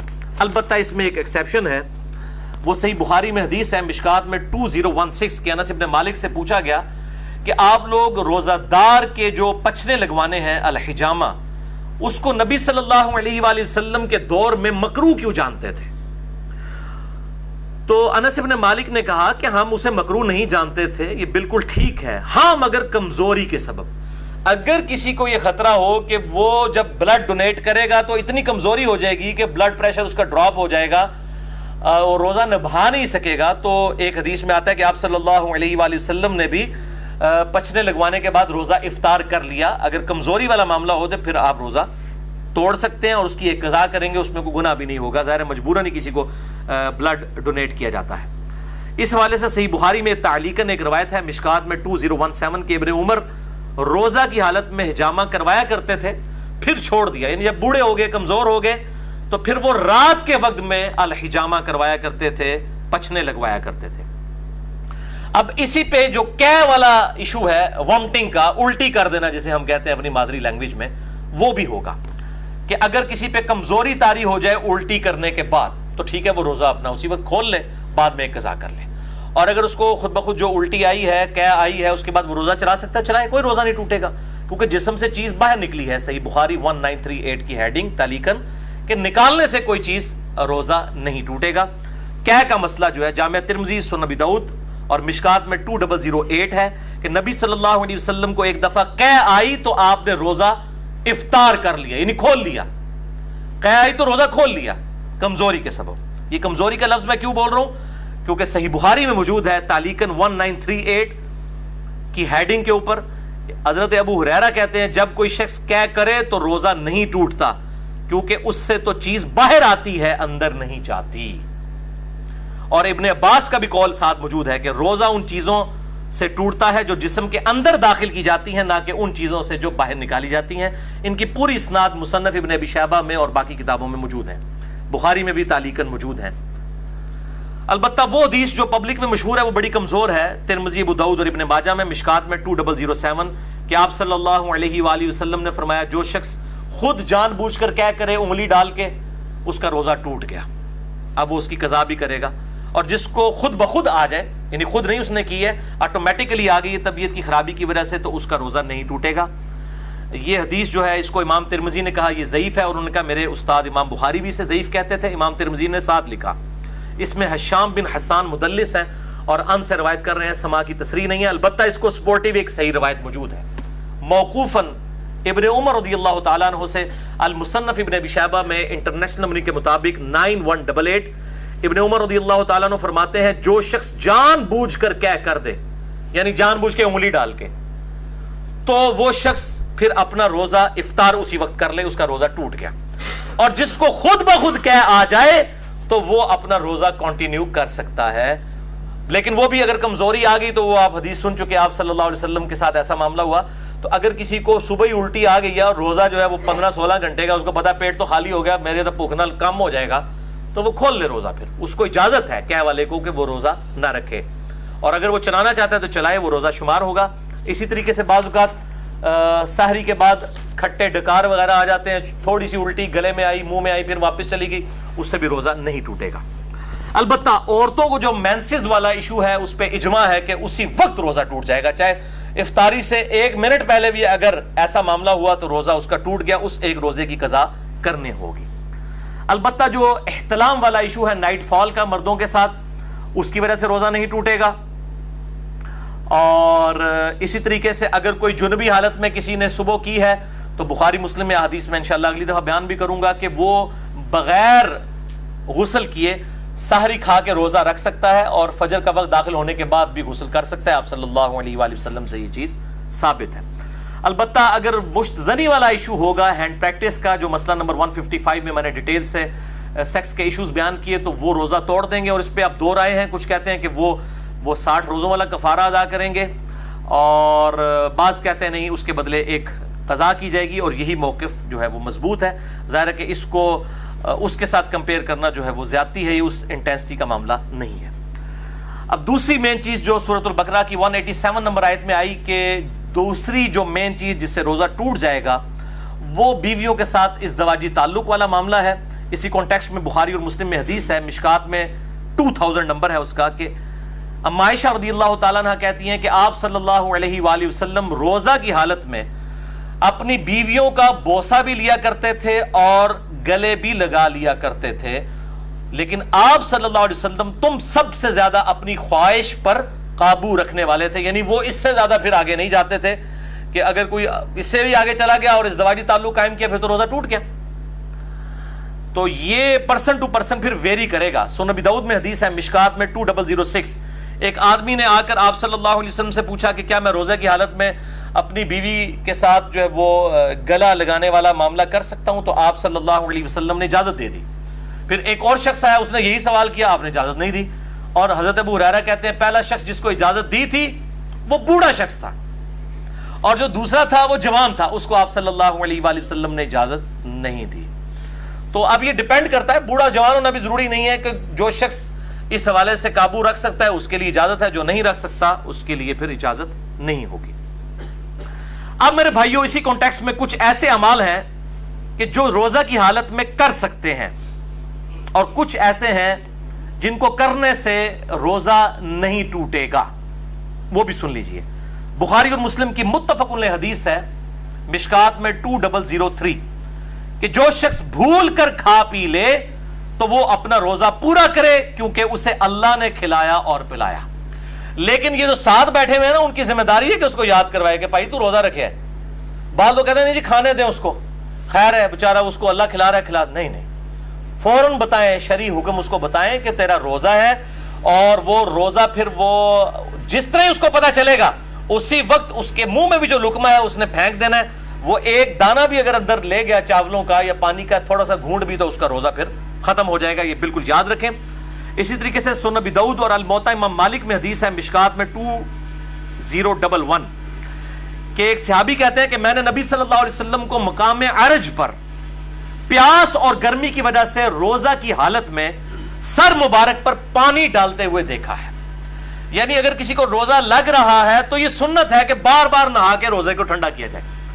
اور ادھر جو مولوی ہیں انہوں نے شامت اٹھائی ہوتی ہے اعتکاف والوں کی، اور ان کو بالکل گندا مندا کر کے اعتکاف میں بٹھایا ہوتا ہے. وہ کہتے ہیں جی جو پہلے دن آپ نے کپڑے پہنے یہی 10 دن پہن کے رکھنے ہیں، کوئی ناخن نہیں کاٹنے، غسل فرض کے علاوہ غسل نہیں کرنا، کیونکہ آپ مسجد سے باہر نہیں نکل سکتے بغیر مجبوری کے، تو وہ تو اعتکاف ٹوٹ جائے گا. تو یہ مسجد کی باؤنڈریز میں وہ فنائے مسجد جو ہے، جو غسل خانے ہیں اور ٹائلٹس ہیں، یہ فنائے مسجد کی باؤنڈریز میں شمار ہیں شرعی احکام سے. بلکہ بخاری اور مسلم میں موجود ہے نبی صلی اللہ علیہ وسلم تو سیدہ صفیہ کو اپنے گھر تک چھوڑنے کے لیے گئے تھے اعتکاف کی حالت میں. اپنے گھر آ کے کھانا بھی کھا سکتے ہیں، اعتکاف نہیں ٹوٹے گا، بل اور کوئی فالتو کام نہ کیے جائیں.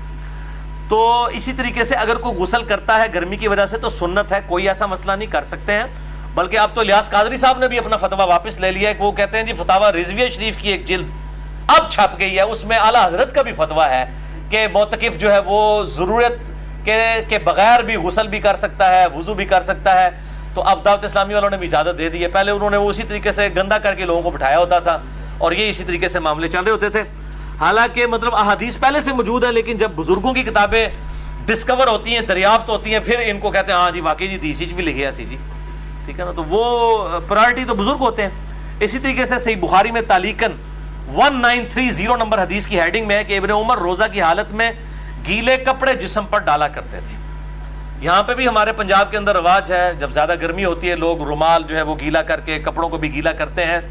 لیکن اس میں آپ اپنے کپڑے گیلے کریں. یہ لوگوں کے اوپر جو پانی پھینکتے ہیں اور کہتے ہیں جی کسی بڈھے تو پانی سوٹ ہوتے بارش ہوتی ہے، یہ بالکل غلط بات ہے. اس طریقے سے کسی کے ساتھ یہ کام نہ کریں. اپنے ساتھ ضرور آپ کرنا چاہتے ہیں کریں، اور ایسا معاملہ بھی نہ ہو کہ آپ نے اتنے باریک کپڑے پہنے ہیں کہ آپ ان کو بالکل گیلا کر لیں اور آپ کپڑوں میں ہی ننگے نظر آ رہے ہوں. یہ اس چیز کا بھی اہتمام کرنا چاہیے. جامعہ ترمذی، سنن ابی داؤد، سنن نسائی اور ابن ماجہ میں حدیث ہے مشکات میں 405 کہ آپ صلی اللہ علیہ وآلہ وسلم نے فرمایا روزہ کی حالت کے علاوہ ناک میں خوب پانی چڑھاؤ، غسل میں بھی اور وضو میں بھی، لیکن روزے کے علاوہ. کیونکہ روزے کی حالت میں اگر ناک میں آپ نے اوپر تک پانی پہنچایا تو اگر کسی کا غسل فرض ہے تو وہ بس نارملی ناک کو جتنا آسانی سے جاتا ہے اوپر تک، بہت اوپر نہ چڑھائے، کیونکہ اگر دماغ تک پانی پہنچ گیا اور حلق میں ایسا پہنچا کہ اندر چلا گیا، دونوں صورتوں میں روزہ ٹوٹ جائے گا. وضو، غسل، تیمم اور استنجا کے اوپر مسئلہ نمبر 42 میرا اہل سنت پاک .com ہماری ویب سائٹ پہ دیکھ سکتے ہیں. اب میرے بھائیوں کچھ اہم فقہی مسائل جلدی کور کر دوں. صحیح بخاری میں 1930 سے لے کر 1938 تک یہ جو کل 9 احادیث کی ہیڈنگز کے اندر امام بخاری تعلیقاً لے کر آئے ہیں، اور مکمل اسناد اس کی المصنف ابن ابی شیبہ میں موجود ہیں بڑی ڈیٹیل کے ساتھ، اور اکثر چیزوں کے اوپر تو ان پہ اجماع ہے. نمبر 1 صحیح بخاری میں تعلیقاً ہے، عامر بن ربیعہ کہتے ہیں کہ نبی صلی اللہ علیہ وآلہ وسلم کو میں نے روزے کی حالت میں اتنی دفعہ مسواک کرتے دیکھا ہے کہ میں شمار بھی نہیں کر سکتا. تو روزہ دار مسواک بھی کر سکتا ہے، ٹوتھ برش بھی کر سکتا ہے، لیکن ٹوتھ پیسٹ سے اجتناب کرے. اس میں ٹیسٹ والا معاملہ ہے، اور اس کے ٹیسٹ کو مسواک کے اوپر قیاس نہ کرے. البتہ اگر کوئی ٹیسٹ والا معاملہ کر بھی لیتا ہے تو روزہ نہیں ٹوٹے گا، کیونکہ جب تک حلق سے نیچے نہیں جاتا روزہ ٹوٹے گا نہیں، بچنے میں عافیت ہے. صحیح بخاری میں تعلیقاً ابن مسعود کا قول ہے کہ روزہ دار کنگھی اور تیل بھی لگا سکتا ہے بالوں میں. صحیح بخاری میں تعلیقاً انس بن مالک کا قول ہے کہ روزہ دار سرما بھی لگا سکتا ہے آنکھوں کے اندر، لیکن آنکھوں میں دوائی نہ ٹپکائیں، کیونکہ دوائی وہ سیدھی گلے کے حلق تک پہنچتی ہے. صرف سرمے کا مسئلہ ہے یا پانی کا، وہ جائز ہے. صحیح بخاری میں تعلیقاً ابن عباس کا قول ہے کہ روزہ دار ہنڈیا کا ذائقہ بھی چکھ سکتا ہے. چکھنے اور کھانے میں فرق ہے. چکھنا جو ہے وہ زبان کی نوک کے اوپر ہوتا ہے، یعنی نمک مرچ کو چکھ کے پھر تھوک دے. صحیح بخاری میں تعلیقاً حسن بصری تابعی کا قول ہے کہ اگر حلق میں خود بخود مکھی چلی جائے کسی کے تو روزہ نہیں ٹوٹے گا. صحیح بخاری میں تعلیقاً عطا بن ابی رباح کا قول ہے کہ اگر کلی کر کے پانی ایک دفعہ گرا دیا جائے اس کے بعد جو تھوک میں نمی ہے حلق سے نیچے چلی جائے تو وہ روزہ نہیں توڑے گی، اور یہ مشکات میں 2018 پہ موجود ہے۔ بعض لوگ اتنے وہمی ہوتے ہیں، وہ جناب وضو کرنے کے بعد 10 دفعہ 20 دفعہ تھوکتے رہتے ہیں، ایک دفعہ تھوک دیا اس کے بعد جو نمی ہے وہ اندر چلی گئی، اس کی وجہ سے روزہ نہیں ٹوٹے گا۔ اللہ تعالیٰ نے لا یکلف اللہ نفسا الا وسعها، اور اس حوالے سے یہ جو شیطان کی پیروی ہے جو یہ بار بار جو لوگ اس حوالے سے کام کرتے ہیں۔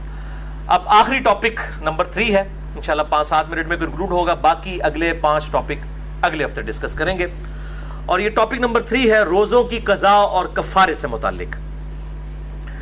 بھائیو 2 اصطلاحات ٹرمنالوجیز کو سمجھ لیجئے۔ نمبر 1 قضا، یعنی چھوڑے ہوئے روزے کے بدلے میں ایک روزہ رکھنا۔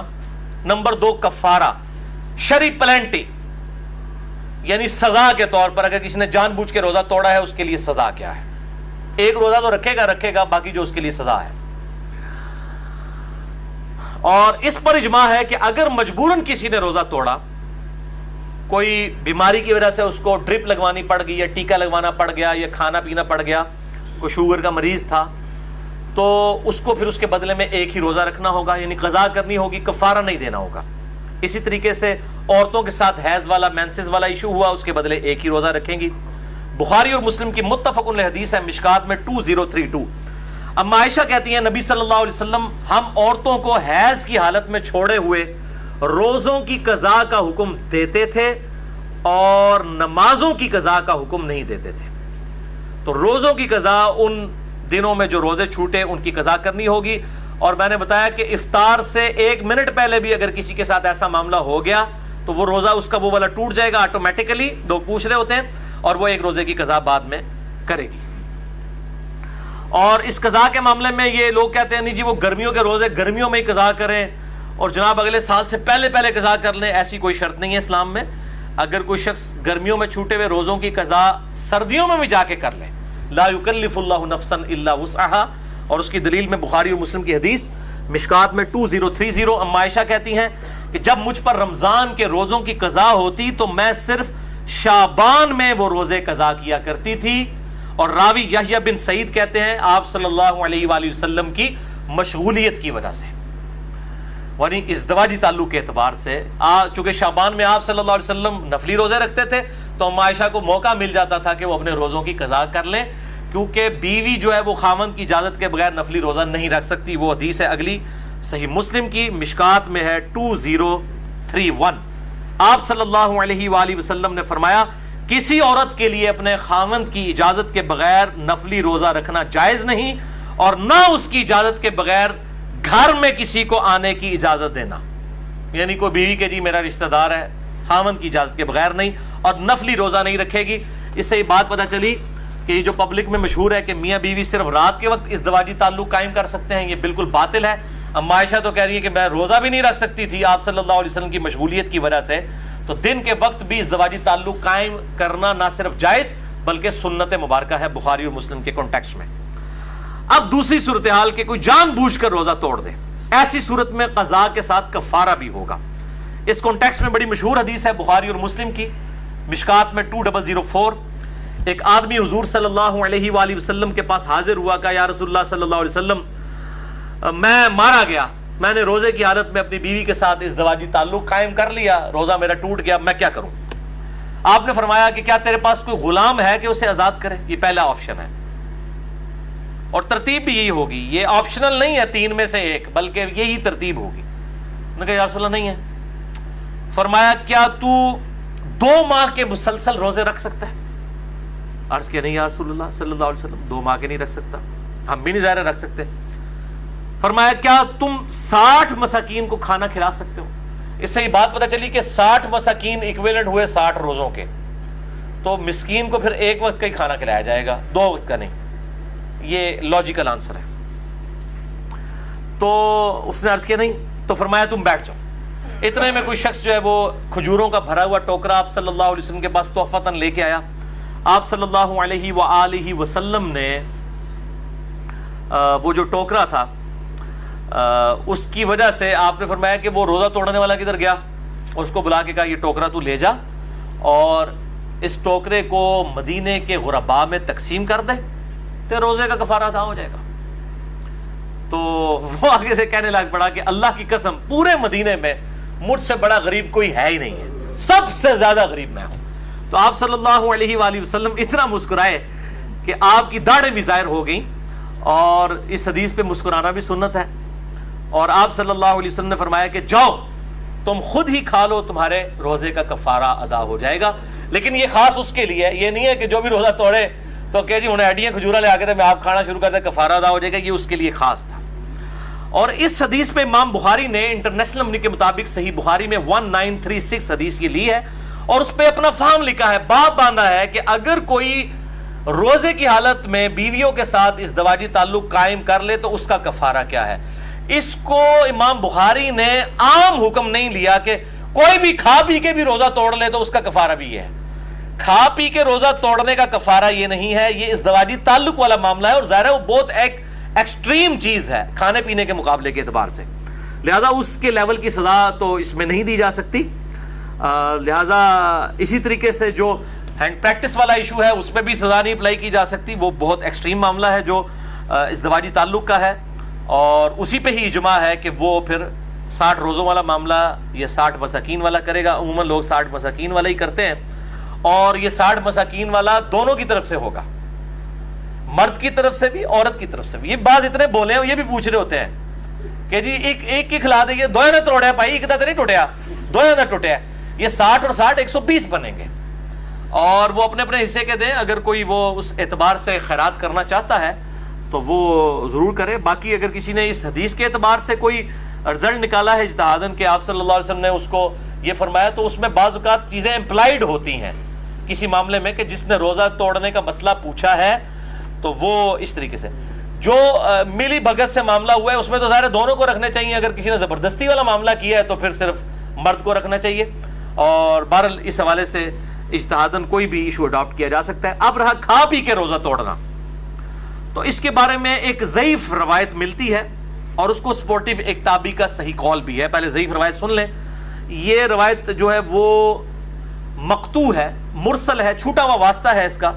المصنف ابن ابی شیبہ میں انٹرنیشنل نمبر کے مطابق 9774 سعید ابن مسیب تابعی کہتے ہیں کہ آپ صلی اللہ علیہ وآلہ وسلم کی خدمت میں ایک آدمی حاضر ہوا, اور اس نے کہا یا رسول اللہ میں نے کھا پی کر روزہ افطار کر لیا ہے, توڑ دیا ہے, تو میں کیا کروں؟ تو فرمایا کہ صدقہ کر, اللہ سے استغفار کر, اور اس کے بدلے میں ایک روزہ رکھ لے. لیکن یہ روایت ضعیف ہے. البتہ اس کو سپورٹیو ایک تابعی کا قول صحیح سند کے ساتھ المصنف ابن ابی شیبہ میں اسی سے 5 نمبر آگے ہے, 4 نمبر آگے. المصنف ابن ابی شیبہ میں 9778 سعید ابن جبیر تابعی رحمہ اللہ تعالی سے پوچھا گیا کہ جو رمضان کا روزہ جان بوجھ کر کھا پی کر توڑ لے تو کیا کرے؟ تو انہوں نے کہا کہ وہ توبہ اور استغفار کرے اور اس کے بدلے میں ایک روزہ رکھ لے. تو کھا پی کے معاملہ الگ ہے. البتہ احناف کا یہ موقف ہے, حنفیوں کا, کہ خواہ کھا پی کے توڑا جائے یا ازدواجی تعلق سے, دونوں 60 روزوں والا اور 60 مساکین اور غلام والا ایشو ہے. البتہ محدثین کی اکثریت کا یہی موقف ہے کہ کھا پی کے معاملہ الگ ہے, اور وہ بھی جو ہے وہ استغفار بھی اسی صورت میں ہے اگر کسی نے جان بوجھ کے کیا, اور اگر کسی نے مجبوراً بیماری کی وجہ سے کیا تو صرف ایک روزے کی قضا کر لے, اور اگر اس پر قادر نہیں ہے تو ایک جو ہے مسکین کو ایک وقت کا کھانا کھلا دے فدیے کے طور پہ. انشاءاللہ اگلی دفعہ 5 پوائنٹس ڈسکس کروں گا. اللہ تعالیٰ سے دعا ہے جو حق بات میں نے کہی اللہ تعالیٰ ہمارے دلوں میں راسخ فرمائے. اگر جذبات میں میرے منہ سے کوئی غلط بات نکل گئی تو اللہ تعالیٰ ہمارے دلوں سے معاف کر دے. ہمیں کتاب و سنت کی تعلیمات پر عمل کر کے دوسرے بھائیوں تک پہنچانے کی توفیق عطا فرمائے.